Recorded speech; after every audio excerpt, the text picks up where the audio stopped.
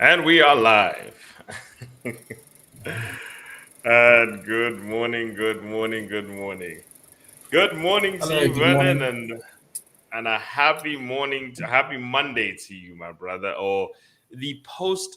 Are we still doing Youth Day, or have the youth decided that no, we are continuing into today? Yes, but we just have to. We just need to continue with this streak. Otherwise, it's our day. We celebrated the same way we celebrated Women's Day. We'll continue as well. Mm, There's no that's getting married, man. There's no such thing as Women's Yeah. Day. It's women's life, my friend. it's women's life. And some of you are what's it? Even Youth Day are going to be celebrating it forever. I think we've got what are the categories, by the way? I think there's a non-discriminatory category of youth. I think they had the labels down where, because we have the actual chronological versions or the demographic definitions of youth for non-discriminatory purposes. I'm just trying to read these ones out. There's junior youth, which is the ones Mhm. who are there's junior youth 15 to 24, youth 25 to 29, senior youth to, 30 to 34, principal youth 35 to 39. Apparently, I'm now principal youth. That's where I am. Principal youth 35 to 39, chief youth 40 to 44, directors of youth 45 to 49, and field marshal youth 50 and above. People just love titles. That's our nation for you. We love titles, and thank you very much for this. I believe that you are. I would say this to you. You are definition of either junior youth or youth, and I will stand as principal youth. Yes, like, so yes. I don't know what did you get up to for your Youth Day celebration, my brother. We were just up and about, doing some media programs. Just really having talks with, these guys in government and whatnot. Yeah. No, and we did see a lot of conversations also. For example, youth endeavors were busy happening. The president was there, and I think he flew over to the Copper Belt to go and address the youth. There is one thing I want to really have a conversation about. Now, obviously, the Youth Day theme this year has been shifting the mindsets of the youth for growth. So, Mhm. Yeah. trying to get the youth into the growth mindset. That's been I think that's been the battle of trying to get them there. And the growth mindset, I think, for anybody who has actually tried to study it, is broken down into a few things, because people like to use that terminology, the growth mindset, when there's an actual what we call growth mindset, and it actually breaks down Mhm. into things such as learning mindset. The first thing you have to understand, the first pillar of the growth mindset, Vernon, is the learning mindset. In Yeah. that you everything you grow, you learn. Okay, so that is the first pillar you need to understand. Everything that comes from growth comes from learning. The second pillar you have to understand is you have to get rid of the comfort mindset, or the constriction mindset, that you are in a comfort zone. You have to break that mindset. You also have to learn how to learn from your mistakes. That's another thing that you have to do. That's part of growth. That's the strongest part of growth. That young people have to learn to make mistakes and learn from those mistakes, not to repeat mistakes. That's not to see, okay, that person made a mistake. Let me not go and make it as well. Because there is even a biblical verse that says, a smart man will learn from their mistakes, but a wise man will Yeah. learn from the mistakes from others. So to teach young people how the process of learning from mistakes, to teach them the process of iterative change, trying things, constant change, and also to teach them goal setting and vision. Okay, so these are the mindsets. If you want to start talking about shifting the mindsets for growth of the young generation, they actually are pillars to the growth mindset that have been studied as to how people who do develop and do grow have actually managed to maintain their thinking process. There's even a whole class on it, by the way, on the Khan Academy. The Khan Academy is a free education facility for anyone to go and study right now. You can teach your children math and that stuff, and you as an adult can actually adopt the growth mindset yourself. So those are just some things that I wanted to just put out there. Whenever we're talking about minds, what's it, developing mindsets, we should actually talk about developing the growth mindset amongst the younger generation. However, Vernon, they there's been conversations about how this youth day has been treated. So some of it has been met well, some of it has been met hostile, and partly because there's a question as to what has been happening with our young people. While our young people feel excluded, some would say they feel entitled, some would say they feel this. So I'm going to try and speak to and as a newly found principal youth, I'll go with that title.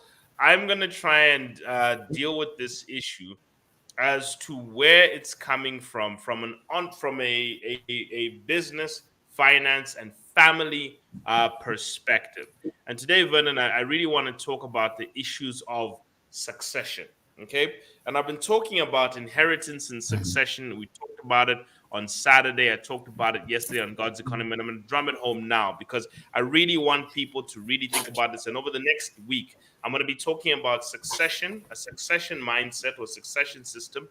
Then I'm going to talk about succession in finance. Okay, I'm going to talk about financial succession. I'm going to talk about wealth succession in on Wednesday, and on Thursday I'm going to talk about business succession. Okay, because these are areas where I think a lot of us have not managed this well. And as a society, what you're seeing amongst our young population is the result of failed succession at a family level. So that is what has really happened. So today, Vernon, I'm going to go through a few things. I'm going to go through the power of working intergenerationally. I want to talk about things like the purpose of children. So a lot of people, today is not going to be your regular thing. I want to talk really about what the model for youth development is, okay, and how is it that the Asians gotten youth development right? What have they gotten right, and what are us Africans struggling to get right? And you'll see, Vernon, that it's all in our perspective and understanding of children. And I'll try and give a few examples if they can here and there, so that we can actually try and build this practically. So, Vernon, today is presentation day. I am going to give you people a presentation on this issue. And today is Behind the Markets. It is the succession problem that we're going to be dealing with. And a lot of it is simply the example. A lot of it falls into what we talked about yesterday on God's Economy. But it's going to be a bit less biblical and a bit more analytical. So I want to first start by talking about this, Brennan. What is the purpose of children? I just want to quickly swing back here. In your view, my brother, what is the purpose of having children? Well, some people will say children are there that they bring joy. They're a package that comes along with marriage and whatnot, But then one of the things, of course, is to keep your legacy, to keep on your name, going and whatnot. And, they have all of these ideologies, of course, migrating from medieval times where people, of course, had, a different perception as to why you should have children. But funny enough is that nowadays people are having children because they can and because it is mandatory that they should, because they're married and because they have a husband and because they have the ability to give birth and have children, and they have the ability as well just to shelter and take care of them. So, there has been a lot of interesting thoughts around really why people should have children. And I think sometimes because we have not talked about it, so it feels automatic. You just must have children when you're married, which I want to reiterate though. It all comes back to the issue of also marriage. Is it necessary that you marry? Is it a must that you should marry? And is it a must that you should have children?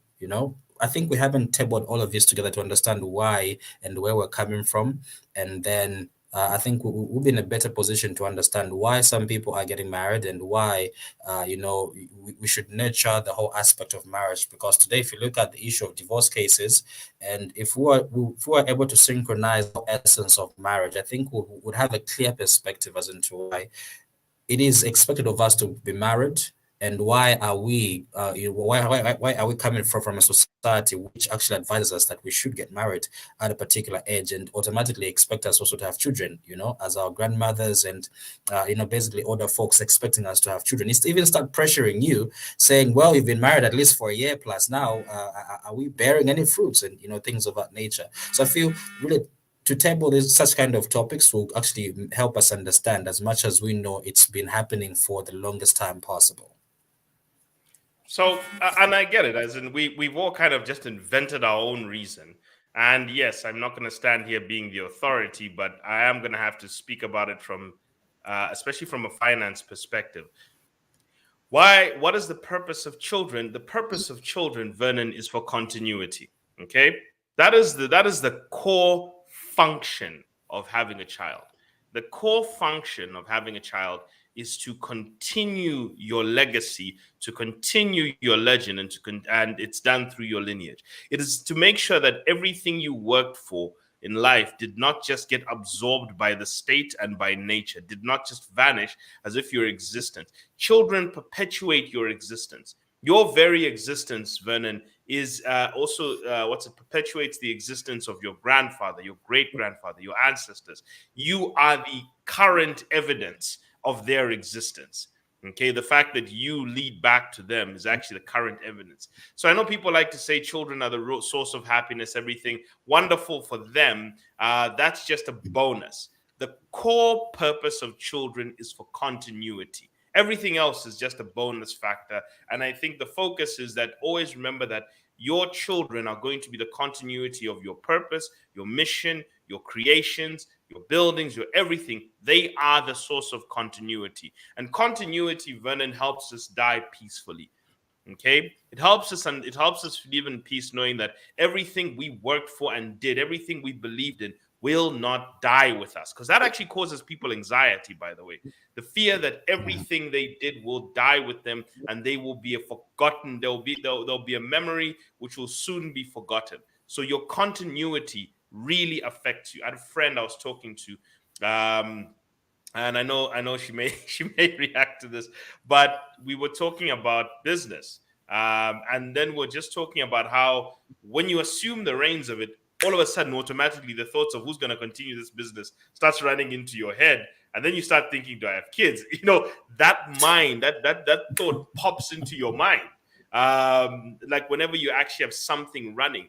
And I actually have this conversation, Vernon, with people who have assumed financial freedom. And they've got all these assets they've built. And they start thinking, okay, I've actually got to hand these over to someone at some point.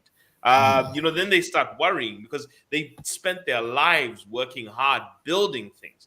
So the purpose of children is they are the channel of your continuity. The Asian community, Vernon, treat children as a channel of continuity. Africans treat children as an accomplishment or a retirement plan. This is where the fundamental flaw with us and children comes from. So this is why you'll find, Vernon, in developed communities, the people who have a lot of children, proper developed communities, are the wealthier in society. Then the less wealthy will kind of limit. In Africa, the very poor will have like many children. Okay, and then you're thinking, wow, you're literally just increasing the poverty rate here. Actually, it was found by when I used to work at a pension management firm. The actuaries came in from South Africa and they said, we studied Zambia and we found that the average middle class family has 2 to 3 children. The average poor family has 7 children. And we're like, wow, this is where the issues are coming from. So in other words, the families in poverty are multiplying faster than the families who are not in poverty. So that's like an issue here. That's a national management issue. Before, in rural society, one of the purposes of having children was also for a workforce. Okay, children were part of the workforce. So you had, if you lived on a farm, you had children and then they worked on the farm. But now you've urbanized. So there was a gentleman named Dr. Jawanza Kunjufu in the US. He's an educator and everything. And he said, when you lived on a farmland, we believed in extended family.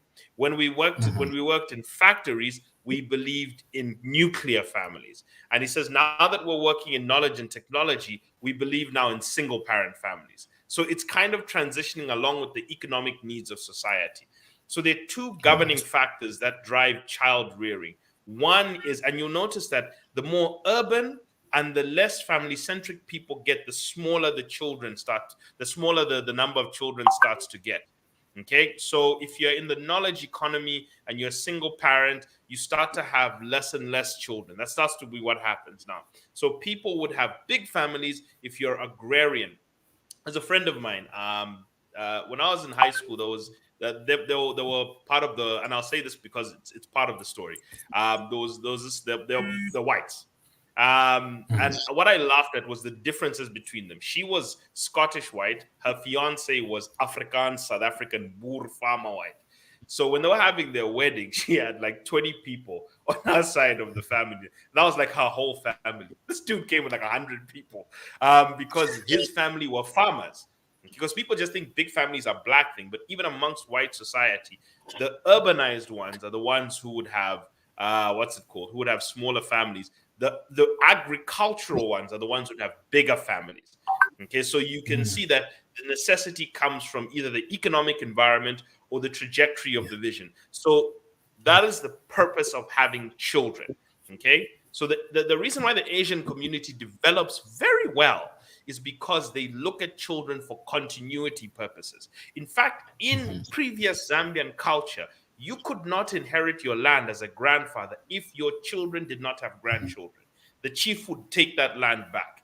Okay, so the purpose, even here, of having children was linked to your ownership of land.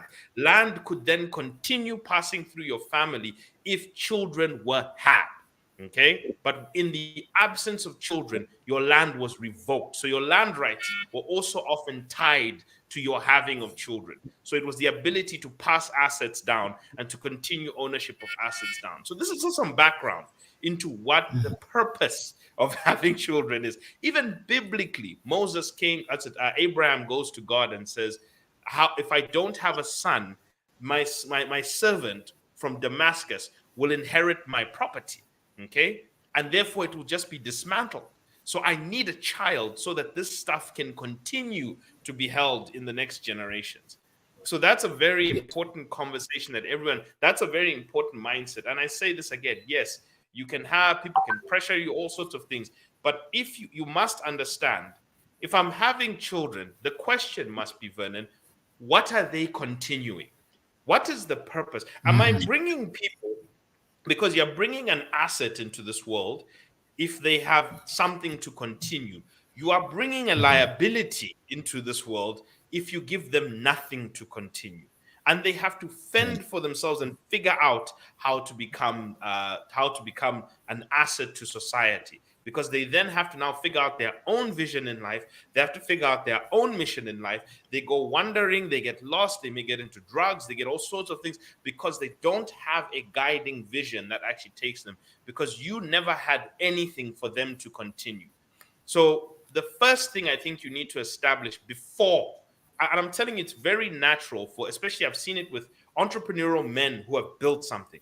The instinct is to start saying, okay, who's my lineage, who's going to take this over? The instinct you'll start to find is even that. Even women as well are starting to get the instinct. Once somebody touches on creating something, the instinct is to say, I need to now replicate to manage this.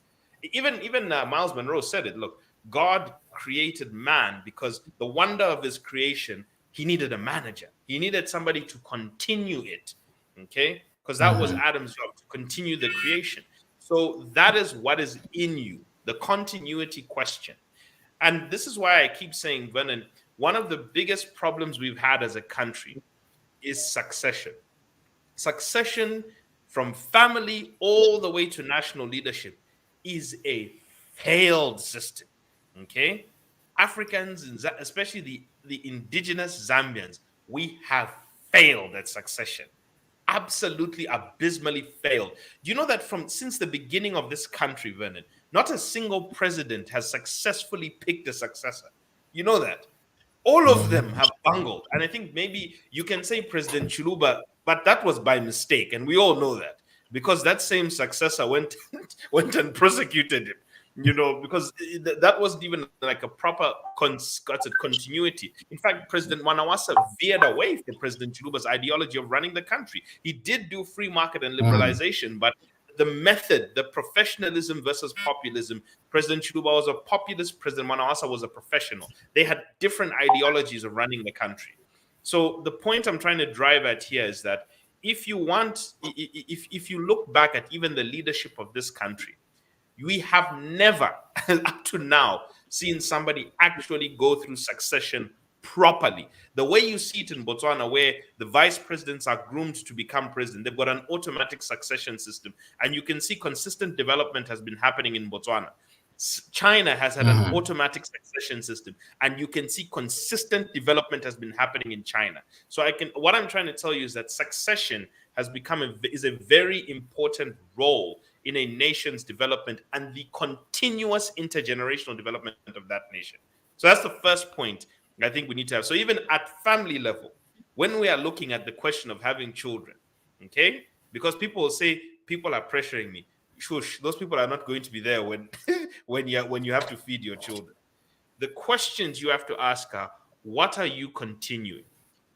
What are they there to continue?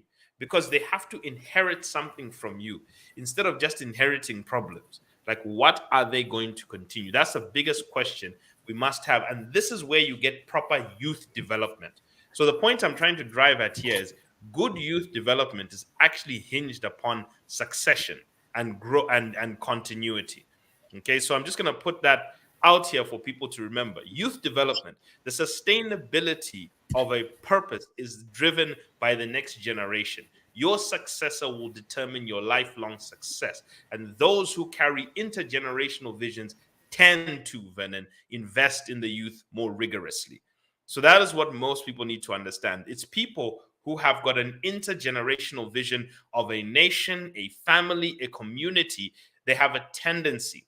And I'll give you simple examples of that before I get into some critical examples.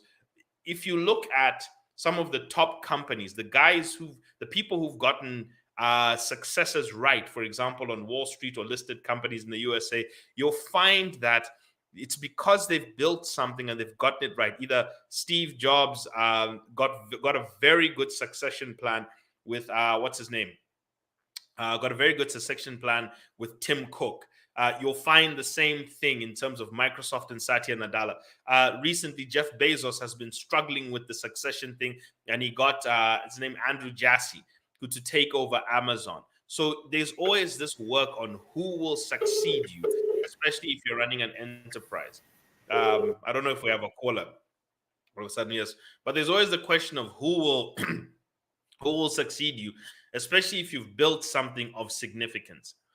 So I want to just quickly share a few examples of this question of succession, whether it's to do with business, in fact, business and nationally. But just quickly, I wanted to just look at the areas of life fulfillment for an individual. And this will play a lot, people, into youth development as to why we are struggling with youth development. The three areas of a person's life fulfillment, and this comes from life planning that we do whenever we're sitting down with clients, is one, the three areas of your life that really matter after you've met your bills and everything is one, your legend. This is achieving your life's purpose, your dreams and your ambitions and your aspirations that are at least within your life. The second is your legacy. The legacy are the things you leave behind, your buildings, your projects, your businesses, institutions, assets, systems, inventions, ideas, memoirs, books, knowledge. What are you leaving behind? And it begs the question for the next generation to either benefit from or build on. Now, legacy starts, and legacy really maintains when your achievements, your creations and acquisitions form the foundations of the next generation's work. Okay, so I'm going to try and repeat that again. When your creations form the foundations of the next generation's work, that means that your work is preserved. Everything you've done is preserved. Your legacy becomes preserved. So if you bought land and the next generation is going to build on that land, they will care for that land because they're building businesses on that land. So what ends up happening is your land up, your the history of that land purchase, everything you've done starts to be preserved. Even your history gets preserved because your work has formed the foundations of the next generation. So your legacy is very good when it's foundational. In other words, when people build on what you've built, then that is when your stuff is preserved the most. When they just benefit from it, they tend to kill it. So if you have, let's say you have left flats to a set of children, and if those children inherit those flats for the purpose of consuming rent from it and doing nothing, they will run those flats down. But if your children take those flats and they build more flats around them, or they expand the property network that you have, you often find they take care of those. So people who build on your legacy are the ones who will care for it the most and preserve it, while people who benefit solely from it will just drain it and kill it and sell it eventually. And therefore, the existence of your whole legacy starts to vanish. Then the third part of life fulfillment, therefore, is your lineage, because the lineage protects two things. The lineage will preserve the legend. In other words, they will tell your story and carry it through because of the legacy you've left for them as the foundation of their development. So that is one of the things that ends up happening. When you leave a moral and competent people behind to continue your works, your creations, and your name. This is a key point, because this is what matters in your life. When you pass away or when you're close to dying, these are the questions that you're going to want to answer. Did I live a legendary existence? Did I leave a legacy that people can build on? Did I leave builders to build on my legacy? Like these are the questions that will matter. Everything you are pursuing right now does not matter at the end of your life. It matters to you now because it's elevated itself to a state of importance. But in the end of your life, at the end, this will not matter at all. Okay, these are the three questions that are going to plague your existence at the end of your life. And if you've ticked these three boxes, you will be calm when your passing comes. Okay, it's whether you've lived a legendary existence, built a legacy that people can build on, and left a set of builders to secure that they will continue building on that legacy. And this is where youth development comes in. The third component, lineage. Making sure that you develop a set of people to continue the legend and the legacy. And that is the statement of continuity. This is the sole purpose of children. Okay, there's not, let me say, the core function of having children. It is to have people that will either help you build this legacy, but also help you continue this legacy when you are either incapacitated, too old, or have passed. Okay, so this is a simple example that I often give to people about the intergenerational wealth building relay. And this is a simple example I say, and I've said it yesterday, is let's say a family says we're going to invest 250 kwacha in the bond market consistently for 4 generations, 25 years per generation, at a real interest of 9%. And now what you see is generation 1 builds wealth up to 264,000 kwacha. This is also 9% interest rate being done. They hand it over to generation 2 with instructions to continue the stream of investing 250. Now, generation 1 was just a set of parents. Generation 2 is 3 sets of households. 3 siblings have decided we're going to continue this. We'll split the 250 3 ways. We'll all put like 83 each, and we'll start to save and invest and continue, and we'll keep the 264 invested. And what happens is that wealth expands from year 25 to 50 to 2.4 million kwacha. Now they hand it over to generation 3. Each of them had 3 children. So now you have 9 sets of families who are dividing this journey of 250,000, saying, okay, we're going to chip in 30 and we're going to now keep investing and keep the 2.5 million invested. So they're contributing, they're building on it. And therefore you find that it rises to 22.2 million. So each generation is also adding momentum to the next generation because they're giving them a big starting block. And then they hand it over to their children as a set of 9 families who have now turned into 27 families who have decided that they're all just going to chip in 10 or chip in about 9, and then they're going to decide we're all going to put this together. We're all gonna put money together, and we're gonna build the final leg of this. And you see that within 4 generations, what started as just a contribution to something has become massive and monumental wealth where there's interest being applied to it. And what I'm trying to tell you here is that we develop when we realize that the wealth creation is not a 100-meter sprint, but rather a long distance intergenerational relay that we're going to have to work with. And this is the mindset that actually helps with youth development. Because as you can see, each generation has had to raise the children up in the ways of contributing the 250, and they've had to look at it as a long-term journey towards that 190, and they're all building on it. So they've kind of all got this vision that's been passed down. They've got this mindset that's been passed down. They've got this activity and culture that's been passed down, and they're passing it down from one generation to another to build on the foundations that the last one left behind, not to diminish them and consume them, but to build on the foundations that the last one left behind. So therefore, it becomes a vested interest for each generation to make sure that at the transition point, the next generation are able to continue the works and even do it better. So that is the point. Each generation should be able. And then also each generation adds more contributors towards that development. So that's the beauty of youth. Whatever you start today, your children in groups can even continue it if you teach them the skills of teamwork as well. So it's less burdensome for them. So the vision becomes more sustainable because each generation maybe adds more and more and more children, adds more and more participants to it. So this is what we call the intergenerational wealth building relay, that when generation one saw and said, what are we going to do to create a 200 million kwacha wealth family, and therefore have each family have about 10 to 20 million kwacha worth of, or 10 to 12 million kwacha worth of wealth? We will start with nothing by putting these little 250s in and hand it over to each generation. Now, the problem that we often face whenever we're trying to look at life this way is that many people look at life solely as what they can get out of it.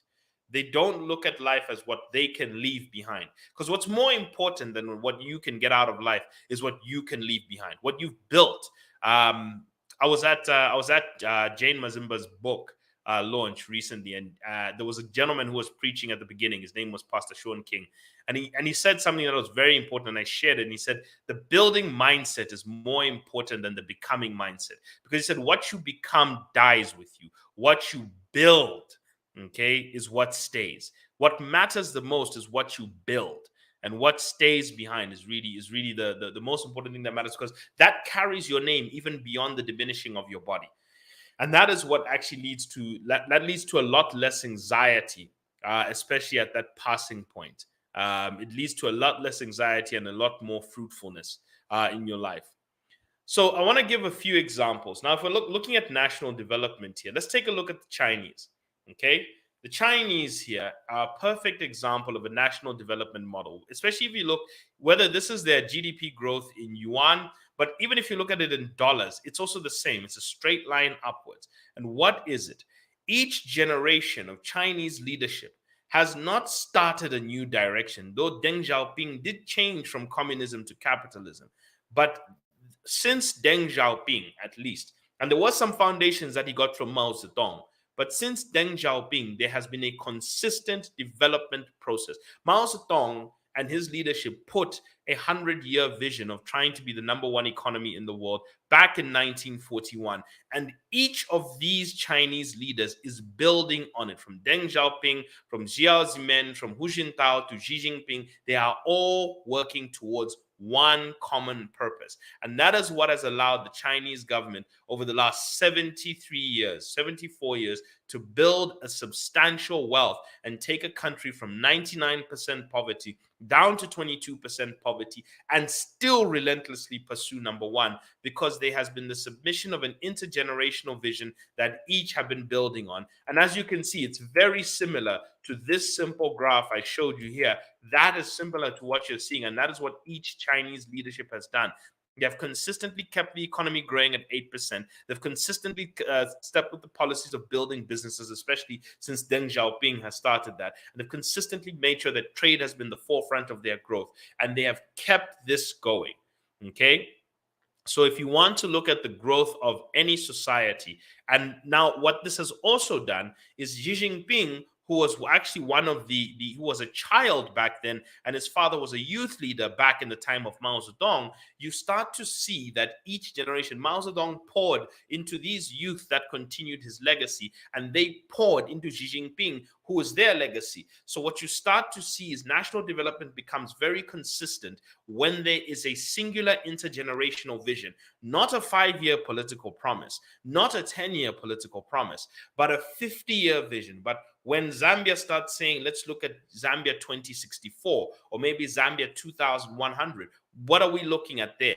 And we all start saying, what is each generation going to contribute to this 100-year mission?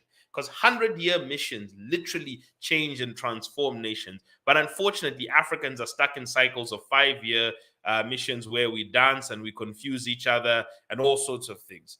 So I think that's just a thinking point I wanted as many people to look at when you look at the Chinese development model.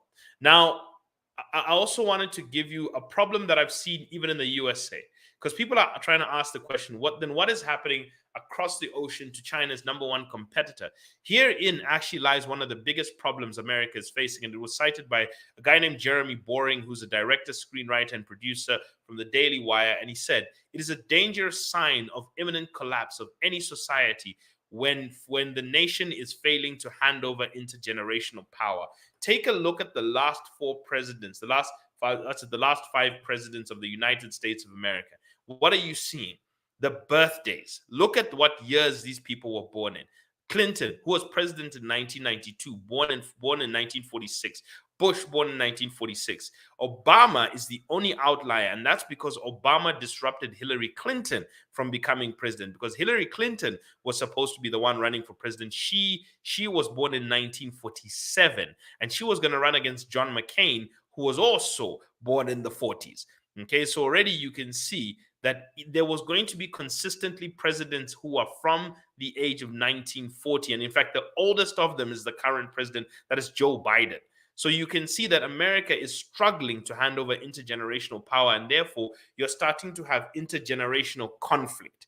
You see, China has an intergenerational relay going. That's why there's not as much intergenerational conflict until recently, where there was a shutdown with President Xi Jinping, who unfortunately messed it up with the shutdown. But before, there has not been that much intergenerational conflict. America is struggling with the woke youth and the conservative adults to try and manage their economy and their country. And as a result, what is happening is there's intergenerational friction, because it seems as though America has either arrived at its place and they're struggling to say where to next. They're struggling with that, while China is gunning for them, and they're literally going in that direction.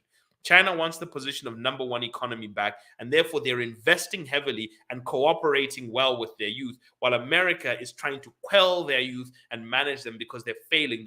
This generation is literally just trying to hold on to power. Okay? And this is where problems start to come. And this is not just an international level. So you can see that China is a good example of intergenerational transfer, especially with youth. But you're seeing America struggling to actually execute intergenerational transfer, with only the outlier of Obama sneaking through born in 1961, but then reverting back to Trump, and then reverting back to Biden. And let's not act like Trump was the outlier. Hillary Clinton was his opponent, who was also born in 1947. So either way, they were going to be back to the 1940s candidate. And even Clinton, her main competitor, was Bernie Sanders, who was born in much older generation times. And you can see this is where the battle is starting to come from. So I give this example for most people whenever you're looking at intergenerational wealth transfer. And I've given this example multiple times. And the reason is I studied it so that you can see the importance of intergenerational transfer of mission. Okay, so I'm going to tell the story again, because I tell it all the time so that you understand the importance of where the Trump wealth comes from, because it comes from a 130-year property development legacy. Okay, and there has been an intergenerational. There are 4 generations of Trump developers currently operational. There are 4 generations here. Okay, and let's look at where the origins came from, so you can understand the importance of good marriage decisions and raising your children correctly, and you will see the principles. In 1891, German immigrant Frederick Trump builds his wealth, arrives in America and builds his wealth, developing restaurants that sometimes doubles as brothels and bars, known for serving miners in the gold rush of Seattle, Monte Cristo, and Yukon in Canada. This man goes on to get married to a young lady named Elizabeth Trump, who he then brought to America. Remember, Frederick Trump was one of the many sons of poor grape farmers. He wanted to become a barber. He left Germany, sailed off to America, decided to start in. He died in 1949. He died in 1918 at the age of 49, leaving behind stocks, cash, and 4 empty lots of property, all to the value of $500,000. His wife, who was a 33-year-old widow named Elizabeth Trump, who had a son named Fred Jr., decided to take those 4 empty vacant lots. She started developing them using the cash and the stocks that he left behind, and she sells them to start generating income from mortgage repayments. She brokered from home sales. So she was negotiating mortgage, she was building properties, negotiating mortgages for people, and recouping money from the mortgage commissions that she was getting. So she would sell the properties, pocket the money, and then the mortgage they got them, because she was also a mortgage broker, she was also able to now generate money. She starts a company called E. Trump, which stands for Elizabeth Trump and Son. And her firstborn son, Fred, who was a trained carpenter, he was the and son. Fred takes over the family business. So Elizabeth ran it from 1918 to 1929 for 11 years, handing it over intergenerationally. Fred remembers the vision of his father, who actually wanted to build resorts.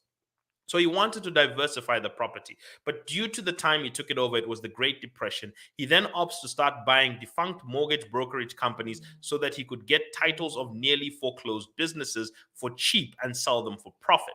From 1935, Fred then runs the business and builds 1,000 homes, builds thousands of single-family homes in Brooklyn, Queens, and Pennsylvania. At one point in New York, the Trumps were the biggest landlords. Okay, and a lot of the ghettos of Queens, the high-rise buildings, he was one of the biggest landlords. A lot of people were paying rent to Fred Trump, and this is where they built their family business, in low-cost housing. Now, as Fred is running the business all the way up to 1964, he's building it up to 1971. In 1967, his 4th son, Donald, who was a young upriser, just come out of college, now comes and starts to work in his business. Donald works alongside his father and starts to take over the family business in 1971, understanding the vision of his grandfather to create luxury resorts and a property empire, but just couldn't due to the times and the fact that he died at age 49. Donald then renames it the Trump Organization, diversifies the business into 500 business entities, including real estate, hotels, resorts, residential towers, golf courses, in the name of the vision of his father. Today, the business generates $450 million in revenue. That is an intergenerational wealth building relay built on a singular vision, and each of them slowly contributing to this. Okay, so this is what I'm trying to get to as many people, is that you need to try and build an intergenerational mindset of an intergenerational legacy. So the next thing that I wanted to now look at is, this is an example. So I wanted to just give you some principles, and these are these are things I got yesterday, which I spoke about yesterday, but I'm going to try and get to you today to understand. These are what we call the 5 biblical principles of good succession planning. And the first thing I want you to look at is what you should be practicing whenever you're looking at succession planning. And just quickly to add to it is that the incentive, I think, just before we get to this, the incentive to develop the youth is largely driven by what you want them to continue. So the examples I'm going to give you is biblical examples of Joshua and Moses, where Moses developed Joshua for a specific purpose. Okay, and then Solomon is developed by David for a specific purpose. When there is a continued purpose or continued mission, there is an incentive to invest. And I've seen this even in family businesses here in Zambia, where people constantly invest in their children, okay? They invest in their children specifically to develop their next generation, to develop their businesses. I've been to a guy's farm where, Lord and behold, his 2 children are the ones running different departments of it, and they're even expanding on it. I'm going to talk about family business development as well. I don't know where we may have lost Vernon for the moment, but I'll just leave him be for the meantime. But where I'm going to talk about family business development as well when it comes to youth development. And you start to see that and how this affects family businesses and what we should be doing. So this is why I keep telling you, one of the chief failures of this country to invest in the youth is actually coming from the problems of succession, and that is coming from the failures of intergenerational vision development. There is no intergenerational vision, so there is no proper succession incentive, and therefore we are only ever investing in the youth to keep them quiet and to keep them voting for us. Every single political establishment has caught themselves in this trap because they presented no intergenerational plan. And this is not just the political establishments. This has also got to do with families. Families are failing to develop their children as much because there is no intergenerational vision. They're not seeing anything beyond their lives. And therefore, there's no incentive except maybe you want to compete with one another for who can send their children to the best schools, or your children. Sometimes you just feel it's my duty, so you'll do just enough.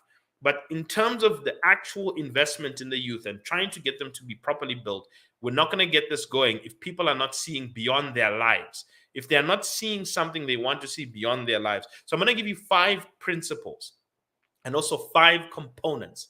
And this is the part where, if you are watching, I would like you to take this down. But we do have a comment here, which I want to address, to 5 components. And I want you just to give me that writing emoji so that I know that you're taking notes.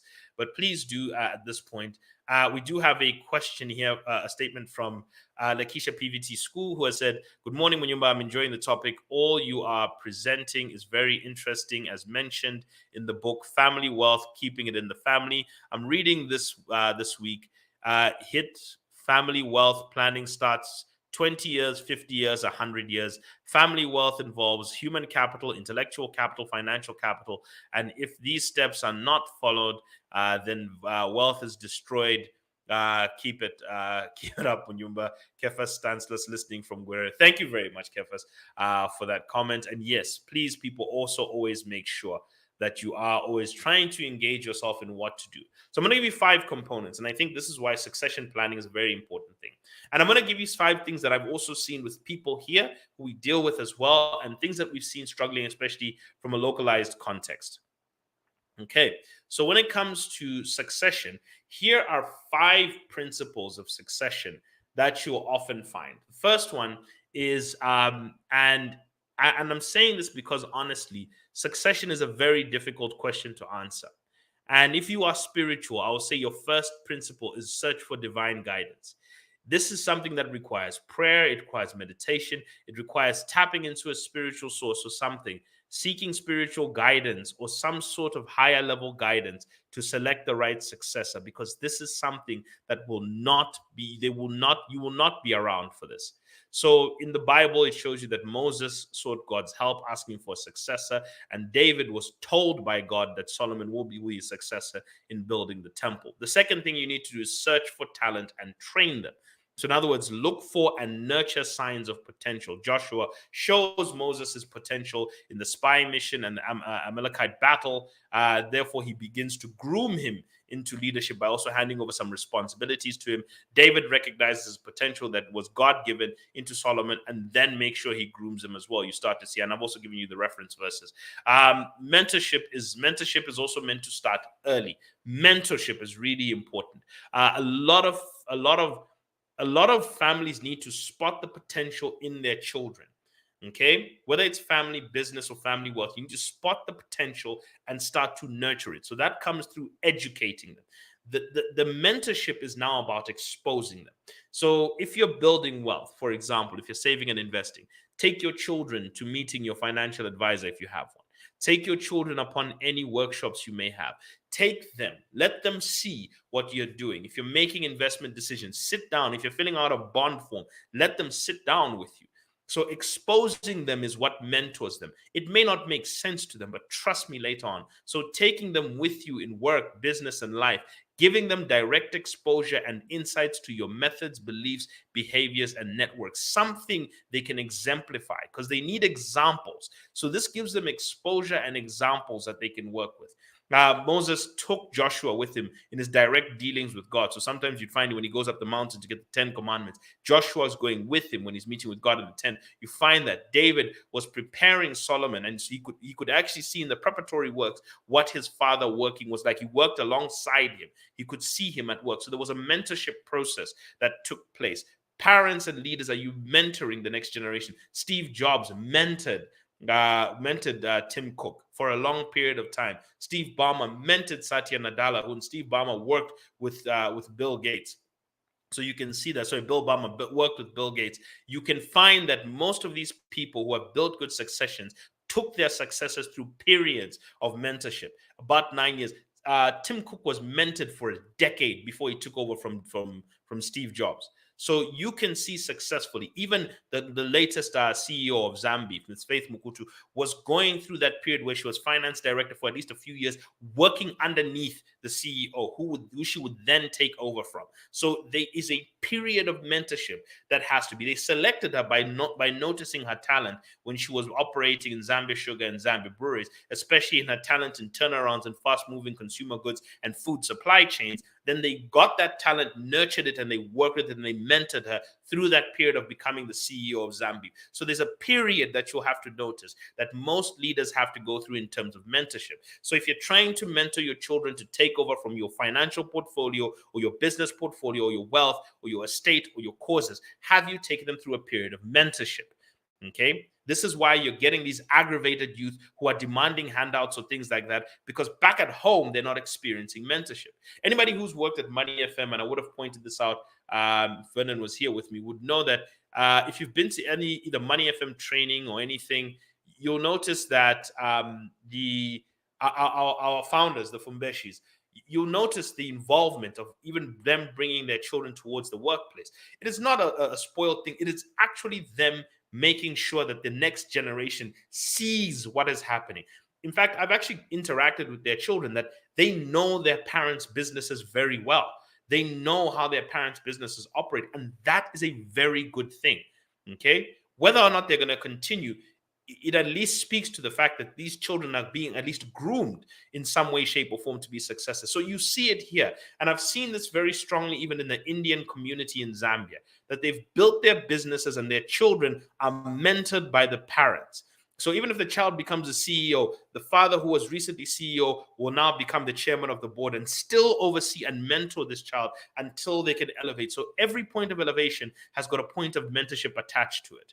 That's a very important situation that we have to look at. So mentorship is a very important principle. Then there has to be a period of shared leadership. You can see it where Moses and Joshua were actually co-leaders at one point. David and Solomon were also co-regents at one point. And that gives them some experience. In a controlled environment, you're giving them experience. So at some points, you start to tell your child, look, this is our family trust, our portfolio. So can you start filling in the bond forms for us? I remember this one child. And I've seen this where children are being elevated to management positions in their family businesses, where they're being given departments to run. And at that point, the father and the mother are literally looking over them to make sure that they're having some leadership opportunities. You find that even during this period, they find that they maybe get elevated to vice president of the company or vice chair of the company. That helps. So it is very important to take them through a period of shared leadership.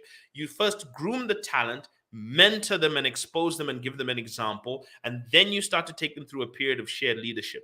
Now, the key elements to good succession planning, very good succession planning, which I want everyone to really focus on. On this one, I'd like you to please write this one down, or at least even write it in the comments if you're here. Write it down. This is a key element, and I think I've got Vernon back. The key element to succession planning here is knowing your end point.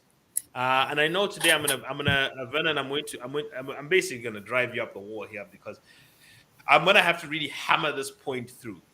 Because there's a little bit more today. We're the guys. We're doing overtime today, but I'm gonna really hammer this point through. Lucky, I'm saying this to Lucky now. Forgive me, but I'm gonna need to hammer this point through. Know and prepare the transition point. Understand your cutoff point in the intergenerational family. So the first thing you need to have before you even found a successor is have an intergenerational vision. You need to have one, a vision that goes beyond you. Let's say you want to develop properties. You say to yourself, I want to develop properties, youth housing in every province of Zambia, or all the 22 main urban centers. That's your mindset. Okay. But you are going to say to yourself, I'm just going to do Lusaka and Copperbelt to form the foundation. Know your cutoff point. Because when you know your cutoff point, you know how quickly you need to develop the next generation, and you know when to hand them to and where to develop them to. When do you need to start bringing them in? Knowing and understanding this, Vernon, is the key to why I've seen most indigenous Zambians fail at succession. Because the current people do not know their cutoff point. They don't know where it is they're supposed to walk away, and where they're supposed to say, I've done it up to here, and now I need to do my handovers. And they don't do handovers as well. So there's almost this pride that comes with, I'm the one who's running things. I can show them. I'm here to show them I'm the one in the family. And there's a quick video I do want to show people as to where the failure to know the cutoff point comes from. And this is a company called InSeed, which actually did it, where they went through what are the issues at family succession point and how to get over them. But here is the issue of cutoff point management. And I want you to take a look at this. So being a family firm is really a double-edged sword. On the one hand, you have the advantage that members of the family know each other and trust one another. And you can leverage that in the family business. On the other hand, you have the disadvantage that change can be very difficult. For example, leadership successions, where you pass on the baton from one generation to the next, can be very challenging. And that makes change very hard for these kind of companies. While the head of the company might be willing to pass on the baton in the company, he or she might not be willing to give up his or her standing in the family. And so that might render him or her unwilling to actually foster that change that is necessary in the firm. The secret to success is to have one individual who is only present in the family and who works very hard to separate the family from the business. And that very separation process that person is engaged in then allows the succession to proceed successfully in the firm. So imagine a father wants to pass on the leadership of the firm to their daughter. And in that moment, the mother plays a very crucial role in separating the family business from the family. What that really allows is that the father and the daughter can renegotiate their roles in the family business, and the daughter can grow into the leadership position. But it is the mother who plays the crucial role in keeping these two apart and enabling the succession. So leverage the family, but don't let it hinder you when it comes to the time of change and succession. And if you do, the family and the family business can continue. So I think you get where he was going there, that if you want to have a successful, smooth transition of power, it often takes one member of the family who's not really well vested in the business to now become the separator of the family business. And one of the things he was also talking about is, and I've seen this plays out in Africa a lot, especially, I'm sorry guys, especially African men. This plays out in them. The fear that stepping away from the head of that institution, portfolio, or anything will render their position in the family lower. And they don't want to go through that. They don't want to feel like they've been lowered in the family, because unfortunately, maybe we treat provider as the king of the family, and they don't want to be dethroned to some elder who's now been relegated. So that's what they don't want to do. So they're using their position in the family business or the family enterprise, the family wealth, to protect their position in the family.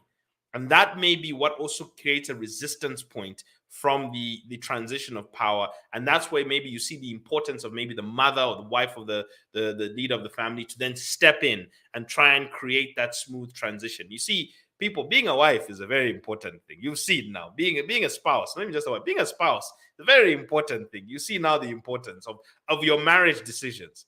Okay, because if you pick an airhead for a person, they're not going to manage that process properly. So, in as much as your child decisions are important, your marriage decisions come and play into your life because of this way. Ask yourself, can this person handle an intermediation or a transition of power? Because they're going to be the smooth negotiator of that transition of power. Now, the examples I'll give you in the Bible is Moses knew he was not going to get to the promised land, and therefore he prayed to God for a successor, trained Joshua. So it was the acknowledgement that I'm not going to get past this point that led him to invest in Joshua, that led him to invest time, to invest resources, to invest in social networks, to invest the spirit of leadership that he had. It led him to invest in Joshua. Same thing with David. David knew he could not build a temple. It led him to invest in Solomon. So the question is, when you're looking at leadership at family level, at national level, do they know their cutoff points? Because we have presidents trying to run for third terms here. That should tell you the problems here already. We have people trying to run third terms here. Okay, that already tells you we've got an issue with people who don't know their cutoff point. We have people who have been in institutions for multiple decades. Okay, institutions of leadership for multiple decades, because they also don't know where their cutoff point is. They cannot accept that I go up to here, no further. If you know your cutoff point, you have an incentive to invest all yourself and everything into the next generation. You get what I'm saying there, Vernon? Sorry, your microphone is off. I just realized that. Yeah. I don't know. You feel like, I don't know. It's an issue of trust, not trusting, your children maybe to success you. And actually, we've seen that a lot. Now actually we've seen if it's in the Patriotic Front, where now Edgar Lungu actually, in a way, is no longer, actively, leading the party. I think that is just one of those examples. It was MMD, which but tried to run for third term. People all trying to do this. Even our first president did the same thing. Every single president of Zambia has had this problem of grooming, of knowing their cutoff point and handing over to someone. They've had this problem, and this is what you have to groom. And I say this because it comes down to family level. Everyone wants to rise to the top and stay there until they die. Okay, not just in politics, family, everything. So they don't want to get to the top where they say, where is my end point? Let me transition to something different and play a support function to this person who was there, a mentorship and support function. That is a problem. People have to be forced out of office in this country. If you're at the top of an institute, you have to be fired. Okay, there's no stepping down. Okay, if you're the PS of something or the head of an agency, you have to be fired. There's not just, okay, I've served my time, I'm done, I've switched away. So I think this was the final point that I wanted to look at in terms of the principles to a succession. Quickly, Vernon, I know that this becomes very difficult, but quickly I wanted to look at the components. As I said to you, this is a deep issue, people. I'm going to ask what Pentecostal pastors ask of all my people at Money FM. Allow me to be in the spirit for just this moment. Just allow me to be in the spirit for just this moment. Okay. I know that can be serious, but today this is an issue because all these youth endeavors and everything that we're having, people, these are serious issues that are affecting how we're developing our country. Okay. And this is an issue that does need to be discussed. 5 biblical principles of making sure that 5 biblical components of what should be in your succession plan. So I gave you the principles, which should be seek divine guidance because it's a tough situation. Search for talent and educate them, mentor them and expose them, share leadership to give them experience, and know your cutoff point to give you the incentive to do all of the 4 above. But what should you be handing over from one to another? First one is your culture, your beliefs and behaviors that support the continuity of the action and thought. Because if your children can think and act like you, or the next generation think and act in the same way, if they think the same way and believe the same way, they will act in the same way. And therefore, continuity will start to be good. So they'll also start to look at that. You also want to hand over your character, personality traits that will allow them to persist in their mission. The use of the word strong and courageous was used before in the Bible multiple times. When Moses handed over to Joshua, he said, be strong and courageous. When David handed over to Solomon, he said, be strong and courageous. There's something about that term, and I'll be able to just break that down. You have to hand them a cause. The question I keep asking, Vernon, is each generation and nobody can answer this question. Did your parents hand you a mission to continue? Did anyone's parents hand? Yes, they educated you. We can thank them for that, and they may have not known any better. But did they hand you a mission? Did they hand you unfinished business to continue?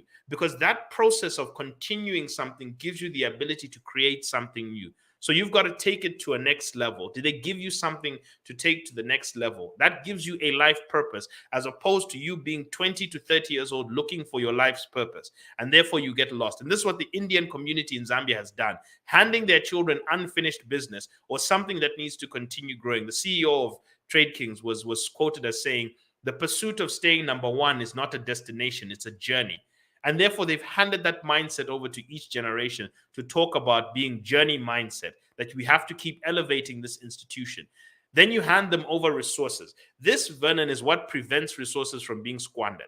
If you hand your children cash, they'll burn it. But if you hand them culture, character, and a cause, then cash, they will utilize that cash for the fulfillment of that cause in the same culture that you've brought with the characteristics that you've taught them. That helps them.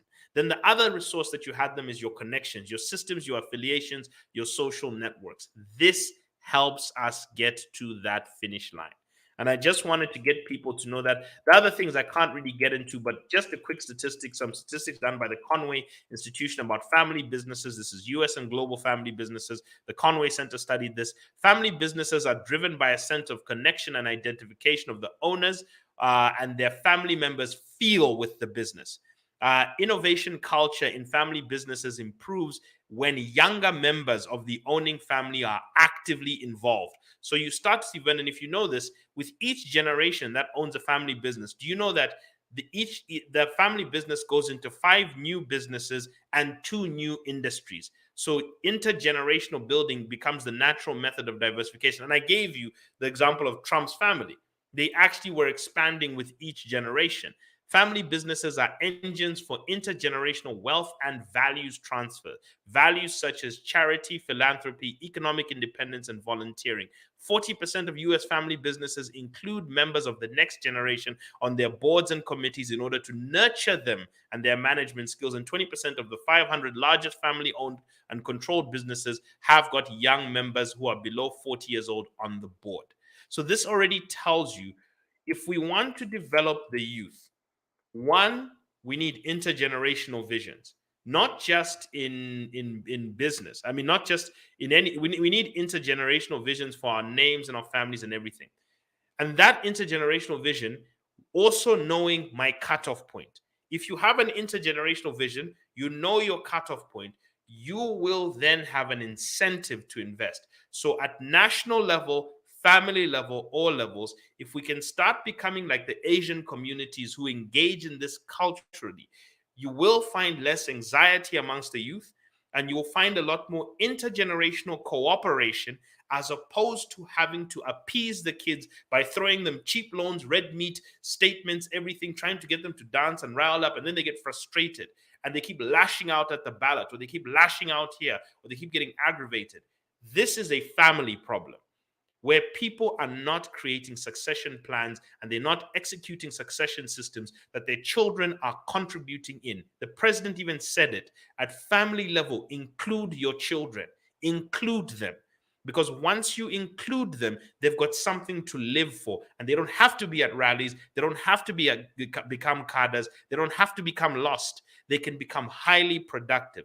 But including them is where it starts at home. And this is the failure that we've actually not worked with properly. And I'll leave that there. So that is what I want to, that is the thing I want us to address, Vernon, we're going to have youth days where people are going to be saying, we're here to represent the youth. But I think this is the issue we need to fix. And not just on a youth day.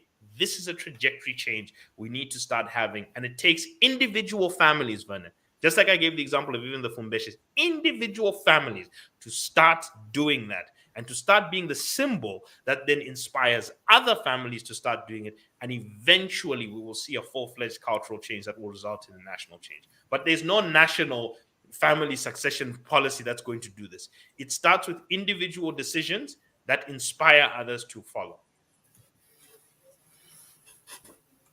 That's interesting. Thank you so much, Mthwale, for your time as well today. We appreciate. No. I know that the spirit led me there, so I know that we've taken some of the time. But this was my ode to the youth.